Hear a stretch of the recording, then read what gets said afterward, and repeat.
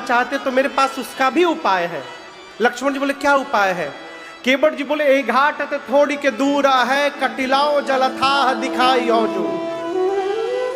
घाट के किनारे किनारे थोड़ी दूर पर एक जगह मैं ऐसा जानता हूं जहां केवल कमर भर पानी है, नाव की आवश्यकता ही नहीं पड़ेगी, पैदल पैदल पार करा दूंगा, डोंट वरी, आगे आगे लाठी लेके मैं चलूंगा, आपको पीछे पीछे केवल आना है, पैदल पार।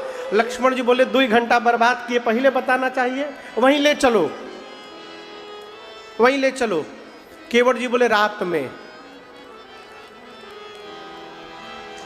लक्ष्मण बोले क्या मतलब रात में?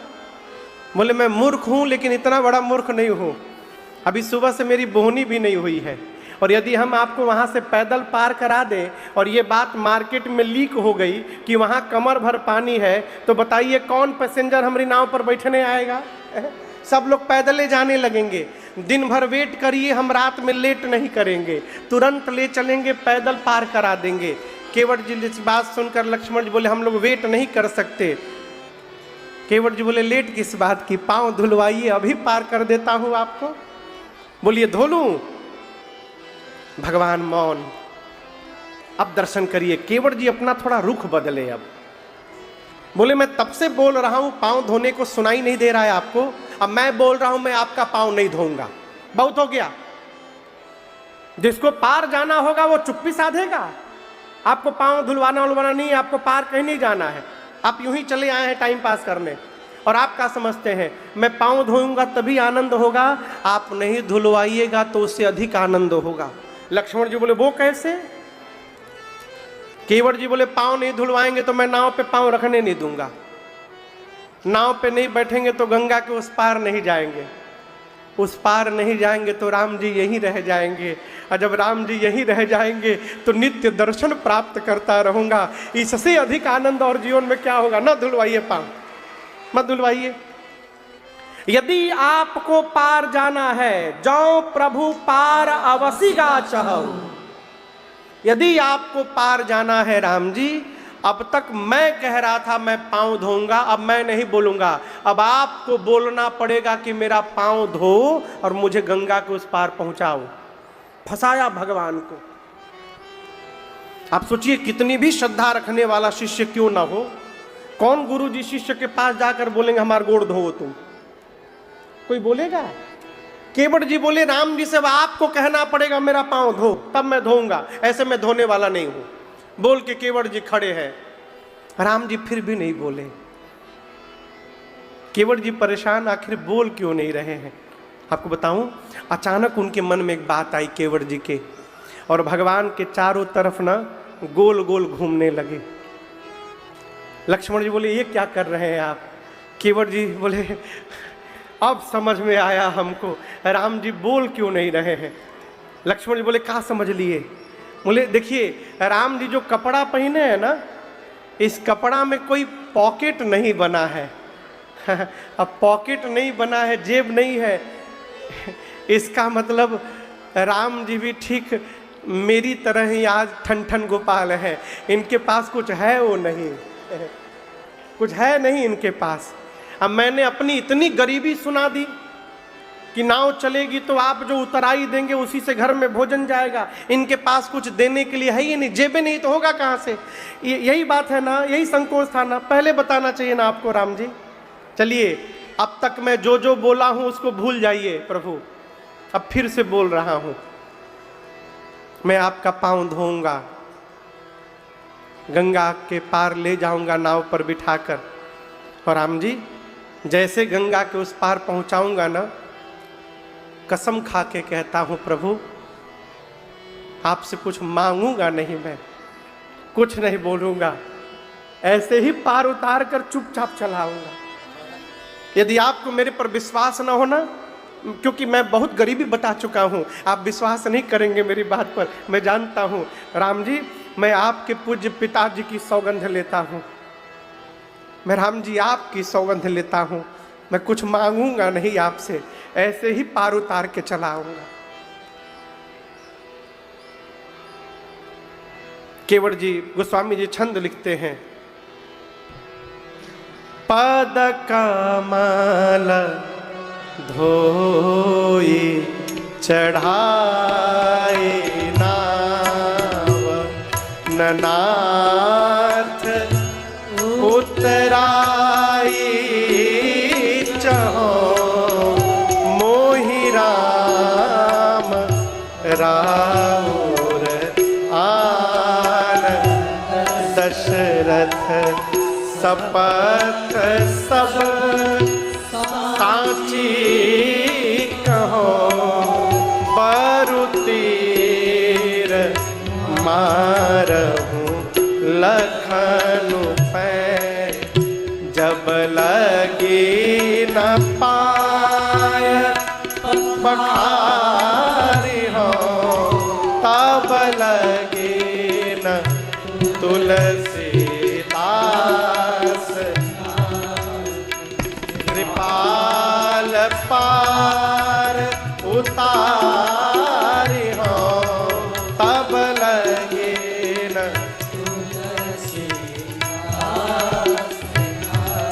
तब लगे न तुलसीदास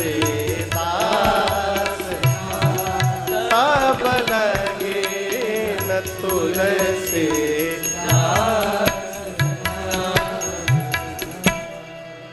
कृपाल पार उतारी हो। केवट जी बोले आपकी सौगंध, आपके पिताजी की सौगंध। जैसे केवट भैया ने राम जी और दशरथ जी की सौगंध ली, लक्ष्मण जी आग बबूला हो गए, निकाल लिए बाण, धनुष पर चढ़ाकर तान दिए, मार डालूंगा तुमको मैं। केवट जी बोले क्या अद्भुत दृश्य है, वाह। बड़ा भाई हाथ फैलाकर मांग रहा है और छोटा भाई बाण निकालकर डरा रहा है। लक्ष्मण जी आपको क्या लग रहा है, आप मारेंगे तो मैं मर जाऊंगा? मैं मरने वाला नहीं हूं। लक्ष्मण जी बोले असली बाण है, मर जाओगे तुम। केवट जी बोले आप नहीं समझ रहे हैं, मैंने सुना है मरते समय आपके भैया का नाम यदि मुख पर आ जाता है तो जीव मुक्त हो जाता है। आप मुझे बाण मारिएगा मैं मरूंगा, लेकिन आज मेरे मरते समय नाम नहीं रहेगा आपके भैया का। मेरी आंखों के सामने साक्षात राम जी खड़े हैं, ऐसी मृत्यु किसी को नहीं मिलेगी संसार में। तुरंत मारिए, तुरंत मारिए, मैं तैयार हूं। और एक बात बोलूं, मैंने सुना है कि मरते समय मुंह में गंगा जल दिया जाता है। हमारे घर वाले तो यहाँ है नहीं, आप सोचेंगे इसके मुंह में गंगा जल कौन देगा। आप टेंशन फ्री रहिए, आप तुरंत बाण मारिए। जैसे बाण लगेगा बगले में गंगा जी हैं, हम सीधे गंगा जी में ही कूदेंगे। और एक दो बूंद नहीं लक्ष्मण जी, तब तक गंगा जल पीऊंगा जब तक प्राण न निकल जाए शरीर से। मुझे पता है आपके भैया दयालु हैं, मेरे मरने के बाद मेरी अंतिम संस्कार तक तो राम जी रुकेंगे ही यहाँ पर। आप सोचिए ना, एक तरफ गंगा रहेंगी, एक तरफ राम रहेंगे, और दोनों के बीच में इस केवट की चिता सजाई जाएगी। ऐसी मृत्यु पूरी धरती पर किसी को नहीं मिला होगा। अभी मारिए, मैं मरने को तैयार हूं। लक्ष्मण जी राम जी से बोले भैया ये तो बड़ा ज्ञानी है, तब से मूर्ख मूर्ख कह रहा था, ये मारने लायक नहीं है। लक्ष्मण जी बाण पीछे रख लिए। केवट भैया बोले प्रभु मरना स्वीकार है। भगवान ने इशारा किया, अरे प्रभु रुख पाई के केवट जी दौड़े घर की ओर, बुलाई बालक घर ने हूं। दौड़े घर की ओर, पत्नी को चिल्लाए, बेटों बच्चों को चिल्लाए, पूरा परिवार खेत में जुटा। पत्नी बोली क्या बात है? बोले सब मिलकर जाओ, नदी के किनारे दो पुरुष हैं, सांवले और गोरे, बी केयरफुल। गोरके के पास भूल के मत जाना, हर बात में बाण निकाल लेता है मारने के लिए। सांवले वाले तो बोलते ही नहीं है, जाना उनको। अब बंदी के चरण चहु देसी बैठे घेरी, जाकर प्रणाम करना, प्रणाम करके चारों ओर से घेर करके बैठ जाना। पत्नी बोली प्रणाम करना तो ठीक है, घेर करके क्यों बैठना? केवट जी बोले 3 घंटे से खड़ा किया हूं, 2 घंटा भी और खड़ा करना है, घिरे रहेंगे तो भाग नहीं पाएंगे। केवट जी का परिवार आया, राम जी को प्रणाम करके चारों ओर से घेर करके बैठ गया। लक्ष्मण जी मन ही मन बोले और धुलवाइए पाँव। घेराबंदी शुरू हो गया। केवट जी के बच्चों से कि लक्ष्मण जी पूछे कहाँ गए तो हर बाबूजी? बच्चे बोले हम कहाँ जानी कहाँ गए। केवट जी दौड़े घर में। और आप देखिए गोस्वामी जी कहते हैं कठौता लिए, छोटा सा। द्विवेदी जी कठौती नहीं लिए, क्या लिए? आप लोग कठौता कभी देखे हैं? लोहा का होता है ना, एवं में कई लोग हाँ बोल रहे हैं। लकड़ी के होता है, लकड़ी के। उसमें भी कठौता होता है, कठौती होती है। कठौती स्त्रीलिंग है, कठौता पुल्लिंग है। केवट जी सोचे कठौती ले चलूं, स्त्रीलिंग है, कहीं जड़ी बूटी का प्रभाव हुआ तो लड़की बन जाएगा, औरत बन जाएगा। कठौता ले चलो, पुल्लिंग है, असर भी होगा, कहीं लड़का बन गया तो फिर मेरा भी बल्ले बल्ले हो जाएगा। उसी लड़के से दिन भर नाव चलवाऊंगा, शाम को हिसाब लिया करूंगा। छोटा सा कठौता। गोस्वामी जी कहते हैं छोटो सो कठौता भरी आनी पानी गंगा जू को। छोटा सा कठौता लाए। कठौता का साइज देखते लक्ष्मण जी आग बबूला हो गए। बोले राम जी से भैया जानबूझ के छोटा लाया है। केवट जी बोले लक्ष्मण जी छोटा आदमी का सब सामान छोटा होता है। जिसको आप छोटा कह रहे हैं ना, मेरी दृष्टि से देखिएगा तो यही आपको बड़ा दिखाई देने लगेगा। ये मेरे घर का सबसे बड़ा पात्र है। अब सरकार वो इतना छोटा कठौता था कि उसमें राम जी का एक ही पांव आए। गोस्वामी जी ने बड़ा सांकेतिक लिखा है धोई पाए पियत पुनीत बारी फेरी फेरी। फेरी फेरी माने बदल बदल के। तो ये कई बार क्यों बदला गया वो दर्शन करिए। दाहिना पांव राम जी रखें, केवट जी धोए। उसके बाद केवट जी पूरा जल पी गए। कहे प्रभु बायां बाकी है अभी। फिर दोबारा गए। लक्ष्मण जी बोले मुझे इसी बात का डर था प्रभु। ये देखिए दोबारा गए लाने के लिए। केवट जी गए, दोबारा जल लाए। भगवान बायां पांव रखें, केवट जी रगड़ के धोए। और धोने के बाद अब बैठ गए। राम जी उसमें से पांव नहीं निकाले अभी कठौता में से। राम जी बोले क्या हुआ, पांव निकालो मेरा। केवट जी बोले प्रभु एक भूल हो गई हमसे। क्या कर दिए? बोले प्रभु दाहिना पांव धो दिया था मैं, आप फिर से नीचे रख दिए, उसमें फिर से धूल लग गया। तो राम जी बोले ऐसे तो जितनी बार धोगे उतनी बार लगेगा। बोले प्रभु इसीलिए तो बायां नहीं निकाला हूं। बायां को आप मेरे गमछे के ऊपर रख दीजिए प्रभु, और दाहिना एक बार फिर से मुझे धोना पड़ेगा। लक्ष्मण जी बोले भैया अब डबल होने लगा। राम जी बोले क्या उपाय है? तीसरी बार जल लाए। ये फेरी फेरी दर्शन करिए बदल बदल के। तीसरी बार जल लाए, भगवान का दाहिना पांव दोबारा धोए। तीनों बार का पानी केवट जी पी गए। अब भगवान केवट के गमछे पे खड़े हैं। बोले हो गया ना, अब उस पार ले चलो। केवट जी बोले क्या हो गया? ये हमारा लड़का हमारा मुंह देखने आए हैं। राम जी आप देखे नहीं, मैं जो आखिरी बार पी रहा था ना, ये जो मेरा छोटका बैठा है, मैं पी रहा था और ये ऐसे मुंह खोल के बैठा था। प्रभु एक बार प्रभु और धुला लीजिए, एक बार और, परिवार को थोड़ा प्रसाद मिल जाएगा। राम जी आज्ञा दिए। चौथी बार जल लाए, पांव पखारे। और आप उस दृश्य की कल्पना करिए, क्या अद्भुत दृश्य होगा। भगवान साक्षी हैं और केवट जी अपने बच्चों का मुख खोल खोल कर उनमें चरणामृत डाल रहे हैं और राम जी को देख रहे हैं। पूरे परिवार का उद्धार किया केवट जी ने, पूरे परिवार को पिलाया। सरकार लास्ट में थोड़ा सा पानी बच गया कठौता में। केवट जी अपने पीने गए तो लक्ष्मण जी हाथ पकड़ लिए, रुको 2 मिनट। बोले तुम याद करो पहले तुम्हारे घर का कोई छूट तो नहीं गया है। याद कर लो भाई, नहीं तो फिर दोगे तुम। केवट जी बोले पूरा परिवार यहीं बैठा है, कोई नहीं बचा, अब तुम पी जाओ।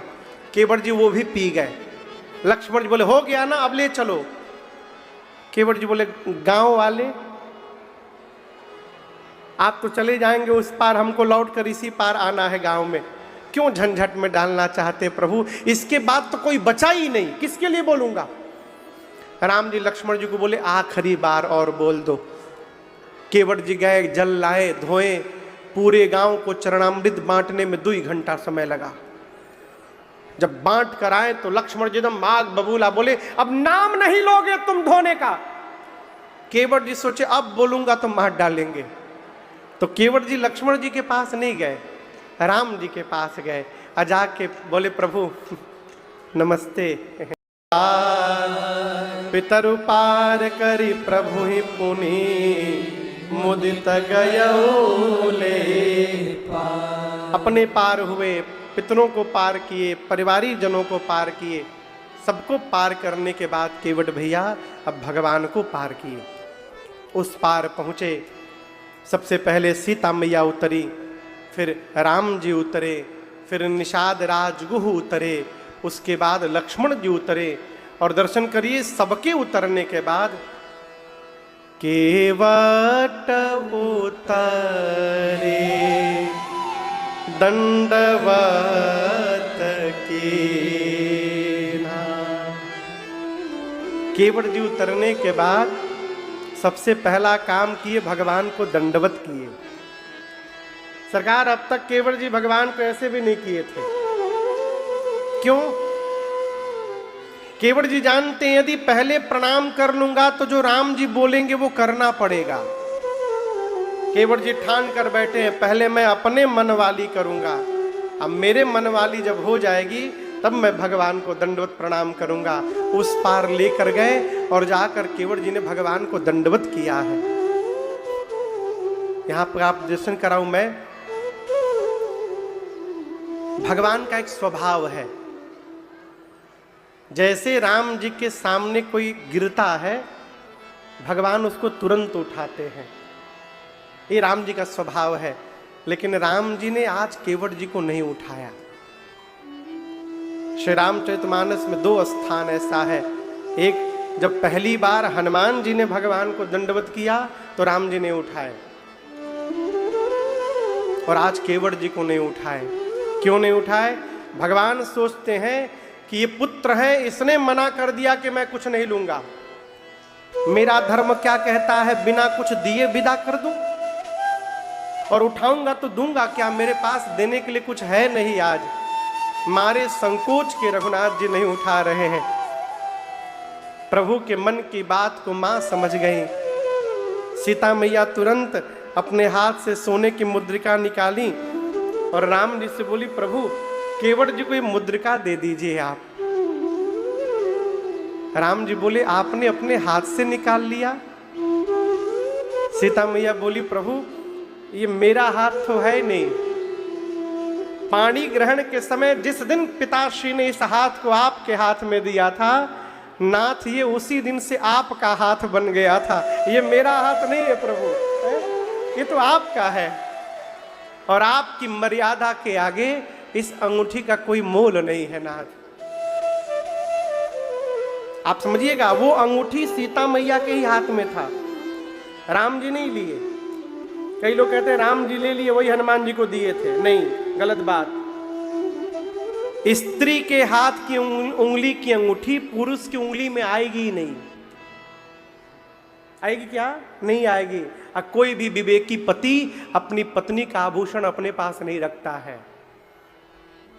सीता मैया के ही हाथ में अंगूठी रही। राम जी ने केवट जी से कहा कहे कृपाल ले ही उतरा। यदि राम जी देते तो ले ही उतराई नहीं होता, ले हूं उतराई होता।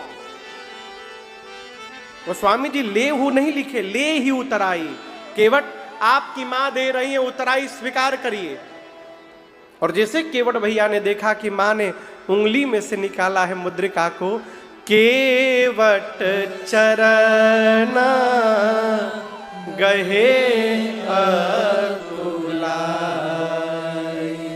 व्याकुल होकर केवट जी चरणों में पकड़ लिए भगवान को, गही लिए।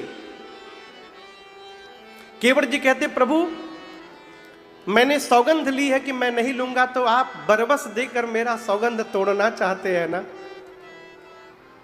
जीवन के दुर्भाग्य उसी क्षण प्रारंभ होता है जिस दिन हम ये देखना बंद कर देते हैं कि हमको भगवान ने क्या क्या प्रदान किया है। हमारे दुख का ही कारण ये है कि जो मिला है वो दिखाई नहीं देता, और जो नहीं मिल सकता हम उसकी कल्पना किए जाते हैं। केवट जी कहते प्रभु मुझे क्या नहीं मिला आज, नाथ आज मैं काह न पावा। राम जी बोले क्या मिल गया? केवट जी कहते हैं मिटे दोष दुख दारिद दावा। प्रभु दोष का संबंध नेत्र से होता है। दोष का संबंध किससे है? नेत्र से। जिन आंखों ने आपके श्री चरण का दर्शन कर लिया प्रभु, आपने मेरे नेत्र का दोष समाप्त कर दिया। दुख आपने जिसको स्वीकार कर लिया प्रभु, उससे बड़ा धनी संसार में दूसरा कौन होगा। आपने मेरा दुख समाप्त कर दिया है। दरिद्रता, दरिद्रता समझते हैं संजीव जी? दरिद्रता, दरिद्र कौन? जिसके पास कुछ नहीं वो दरिद्र है? नहीं, ये गलत बात है। दरिद्रता का संबंध अभाव से नहीं है, दरिद्रता का संबंध स्वभाव से है। दरिद्र कौन? जो होने के बाद भी मांग रहा है, वो दरिद्र आदमी। पेट में जगह नहीं है, इतना खाना खाया है और उसके बाद भी मृत्यु देख करके जिह्वा से पानी निकल रहा है, ये दरिद्र आदमी। घर में रखने का जगह नहीं है, उसके बाद भी भगवान से मांगे जा रहा है, ये दरिद्र आदमी है। केवट जी बोले प्रभु आपने मेरी दरिद्रता मिटा दी। क्यों? आज के पहले प्रभु जो कुछ भी दिखता था ना, मन में होता था कैसे मिल जाए हमको, लेकिन नाथ आपको प्राप्त कर लेने के बाद अब जीवन में कुछ प्राप्त करने की चाह ही नहीं रही हमारे। आपने मेरी दरिद्रता समाप्त कर दी प्रभु। मिटे दोष दुख दारिद दावा, ताप समाप्त हो गया। लक्ष्मण जी पूछ रहे थे मैंने 3 बार क्यों चरणामृत पान किया? जीवन में 3 ताप है, दैहिक दैविक भौतिक। 3 बार पिया हूं, तीनों ताप समाप्त हो गए प्रभु। अब इससे अधिक जीवन में और क्या चाहिए किसी को? मुझे कुछ नहीं चाहिए प्रभु। अब कछु नाथ न चाहिए मोरे, दीन दयाला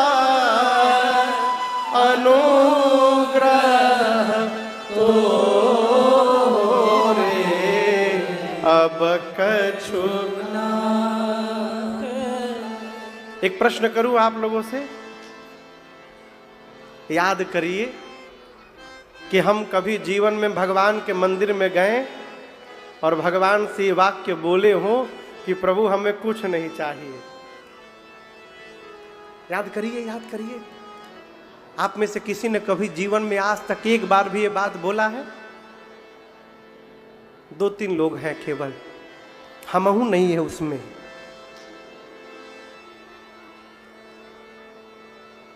हम आज तक नहीं बोले प्रभु बहुत दे दिया, कुछ नहीं चाहिए। केवट जी को सामने से प्रकट होके दे रहे हैं, सामने खड़े हैं भगवान, और उस केवट को दे रहे हैं जिसके घर में रात्रि का भोजन नहीं है। क्या बोल रहे हैं प्रभु? अब कछु नाथ न चाहिए मोरे,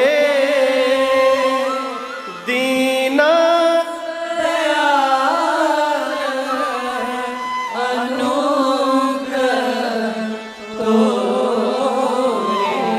मुझे कुछ नहीं चाहिए प्रभु। अनंत जन्मों के द्वारा किए गए मजदूरी का फल ब्रह्मा जी ने आज एक साथ मुझे दे दिया। आज दीन विधि बनी भली भूरी, कुछ नहीं चाहिए। और दर्शन करिए, केवट जी यूं ही नहीं कह रहे। कई लोग सरकार ऊपर के मुंह से बोलते नहीं चाहिए नहीं चाहिए, भीतर तो रामे जी जान रहे हैं। कहो ऊपर से नहीं चाहिए नहीं चाहिए नहीं चाहिए, भीतरी तो भगवान। रुपया है ना, किसी को दीजिए, लीजिए और लेकर के, इसकी क्या आवश्यकता थी बताइए? बिना मतलब में आप परेशान हो रहे हैं। अरे आवश्यकता नहीं थी तो यहाँ काहे रख लिए भाई साहब, वापस करिए। आदमी लेके रखता भी है, बोलता है इसकी क्या आवश्यकता थी, हाथ का मैल है रुपया। केवट जी का ऐसा नहीं है, नहीं चाहिए तो नहीं चाहिए। देखिए, जिस दिन जीवन में ये दिखाई पड़ गया कि जो प्राप्त हुआ है वो क्षमता से अधिक मिल गया है, उसी दिन से जीव संतुष्ट हो जाएगा। जिस दिन ये दिखाई पड़ गया कि भगवान ने औकात से अधिक दे दिया है, हैं? अब क्या चाहिए, नहीं चाहिए प्रभु। केवट जी बोले देना ही है तो फिरती बार, 14 वर्ष बाद जब लौट कर आइएगा उस समय जो दीजिएगा ले लूंगा। केवट जी की पत्नी ने हाथ पकड़ा, किनारे ले गई, बोली क्या बोल रहे हो, जब जाते समय नहीं लेना तो लौटते समय क्यों लेना। केवट बोले भाग्यवान, कम से कम इसी बहाने राम जी आएंगे तो दोबारा दर्शन प्राप्त होगा इनका, लेना न लेना उस समय की बात है। केवट जी बोले प्रभु फिरती बार। बहुत कहा राम जी ने, बहुत कीन्ह प्रभु लखन सिया, नहीं कछु केवट ले। राम जी ने कहा नहीं लिए, लक्ष्मण जी ने कहा नहीं लिए, सीता मैया बोल के थक गई, केवट जी नहीं लिए। तब अंत में विदा कीन्ह करुणा यतना, भक्ति विमला बरु दे। जब बहुत कहने पर केवट जी नहीं लिए तो अंत में भगवान ने अपनी विमल भक्ति दे करके केवट भैया को विदा कर दिया।